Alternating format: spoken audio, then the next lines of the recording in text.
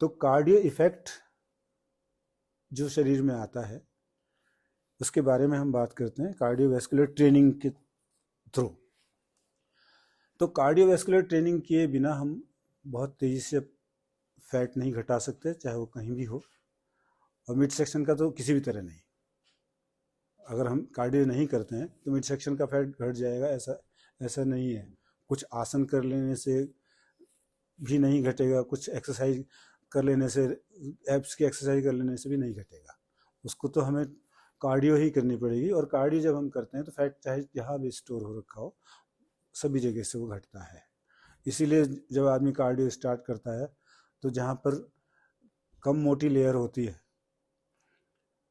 वहाँ से भी उतना ही फैट घट जाता है, जहाँ मोटी लेयर है वहाँ से भी उतना ही घटता है। तो कम लेयर जहाँ पर है वहाँ एकदम से दिखने लगता है। जैसे हमारे गालों में बहुत मोटी लेयर नहीं है, तो जब कार्डियो करेंगे तो अगर 5 mm की लेयर है और वो 5 mm पूरे शरीर से घटा है तो गाल तो पिचक जाएंगे, मुंह तो छोटा हो जाएगा, पर कमर में उसका पता नहीं चलेगा। हो सकता है कमर 1 ही इंच कम हो रखी हो, पर गालों को देख के ऐसा लगेगा कि आदमी ने 20 किलो वजन कम कर लिया। क्यों? क्योंकि पतली लेयर थी। ऐसे ही बाकी जो हमारे बॉडी पार्ट हैं, जैसे आर्म्स हैं, इनमें भी फैट की परसेंटेज कम होती है, लेयर उतनी मोटी नहीं होती जितनी कमर में पेट में होती है या कमर में होती है। तो वहाँ से भी उतना 5 mm की लेयर अगर कम हो गई तो दिखने लगता है कि कुछ कम हुआ है, लेकिन यही एरिया है जिसमें कि ज़्यादा स्टोर होता है, तो ये जाता भी सबसे देर में है, टाइम लगता है पर चला जाता है। मेहनत करनी पड़ती है, कार्डियो करना पड़ता है। तो कार्डियो इफेक्ट, कार्डियोवैस्कुलर इफेक्ट जो आता है, एरोबिक इफेक्ट जो आता है, वो कार्डियो एक्टिविटीज़ से आता है। और कार्डियो एक्टिविटी हम किसको कहेंगे, कार्डियोवैस्कुलर ट्रेनिंग हम किसको कहेंगे? कार्डियोवैस्कुलर ट्रेनिंग वो है जिसमें हम अपने कार्डियोवैस्कुलर सिस्टम का, कार्डियोवैस्कुलर सिस्टम में क्या क्या आता है? हमारी हार्ट, हमारी लंग्स, और जो रेस्पिरेटरी सिस्टम है, जो रक्त संचार व्यवस्था है हमारे शरीर के अंदर, जो भी रक्त संचार व्यवस्था है उसको कार्डियोवैस्कुलर सिस्टम बोलते हैं। क्योंकि रक्त को संचारित कौन करता है? लंग्स में ऑक्सीजन मिलाई जाती है, रक्त में ऑक्सीजन मिलाई जाती है और उसके विषैले तत्वों को उड़ाने की कोशिश की जाती है, जो खासतौर से विषैली गैसें हैं उनको। और वो प्यूरिफाइड जो ब्लड है, ऑक्सीजन रिच जो ब्लड है, वो हार्ट में जाता है।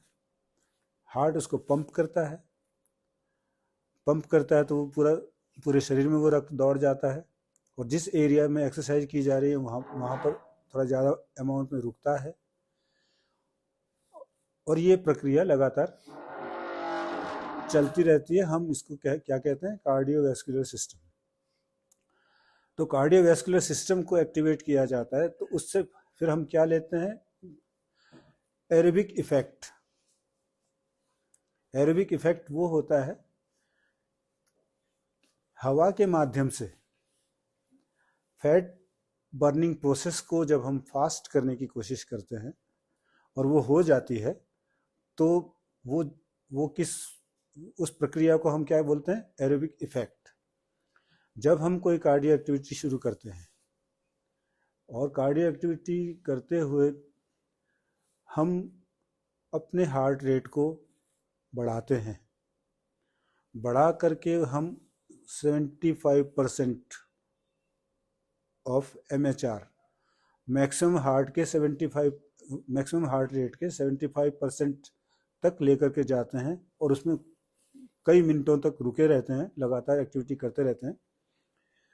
उस दौरान जो भी ऑक्सीजन ली गई है वो ऑक्सीजन फैट बर्न करने में और उसको ट्रांसपोर्ट करने में और उसको यूटिलाइज करवाने में मददगार होती है। ये जो प्रक्रिया चलती है इसको हम एरोबिक इफेक्ट कहते हैं। तो वो जो एरोबिक इफेक्ट होता है उसके लिए हम जो गणना करते हैं, जो कैलकुलेशन करते हैं, वो कैलकुलेशन है 220 एक फिगर है। 220 एक फिक्स फिगर है। वो 220 को हम अगर देखें कि वो क्या है और क्यों है, तो जस्ट पैदा हुए बच्चे की जो हार्ट बीट है वो 220 होती है, ठीक है। और जब वो एडल्ट हो जाता है तो फिर 72 हो जाती है, ठीक है। नॉर्मल जो हार्ट बीट है, नॉर्मल जो पल्स रेट है वो 72 है, ठीक है। तो 220 को बेस बना लिया गया, उसके उस 220 में से एज को माइनस कर लिया। एग्जाम्पल के लिए 220 है फिक्स फिगर, उसमें से 20 साल के लड़के का अगर टारगेट हार्ट रेट निकालना है तो हम 220 में से 20 घटा देंगे, तो वो जो 220 में से 20 घटाने के बाद जो फिगर आई है वो है MHR, मैक्सिमम हार्ट रेट। वो MHR हमारे लिए एक पैमाना हो गया। अब हमें उसका 75% तक अपने हार्ट रेट को लेकर के जाना है। उस 20 साल के लड़के को 150 हार्ट रेट में अपनी एक्टिविटी को लेके जाना है और फिर 150 में कायम रहना है। वो 155 हो सकता है, 145 हो सकता है, लेकिन ऐसा नहीं कि 125 हो, वो ठीक नहीं है। और 160 भी नहीं होना चाहिए, तब एरोबिक इफेक्ट नहीं आएगा। एरोबिक इफेक्ट लाने के लिए 75% हार्ट रेट पे लगातार कोई एक्टिविटी की जानी चाहिए। वो एक्टिविटी हल्की होनी चाहिए, इंटेंसिटी वाली नहीं होनी चाहिए, लोड उसमें नहीं होना चाहिए, हल्की से हल्की हो, रैपिड हो, फास्ट हो, वो एक्टिविटी होनी चाहिए। तो जब हम ये एक्टिविटी लगातार करते हैं तो एरोबिक इफेक्ट आता है। और एरोबिक इफेक्ट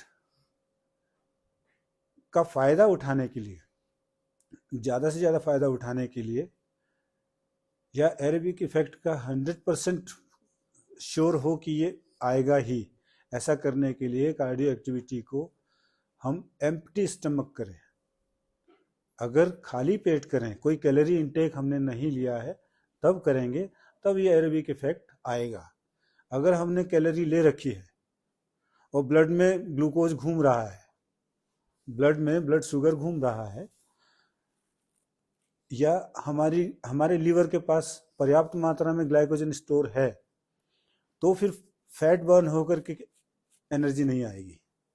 तो पहले वो स्टोर खत्म होगा, उसके बाद वो एनर्जी बनना शुरू होगी, एरोबिक इफेक्ट तब शुरू होगा। इसलिए एम्प्टी स्टमक कार्डियो करेंगे तब फैट बर्न हम रैपिडली कर सकते हैं, नहीं तो हम मेहनत ज़्यादा करेंगे, थकेंगे ज़्यादा, आउटपुट कम मिलेगा।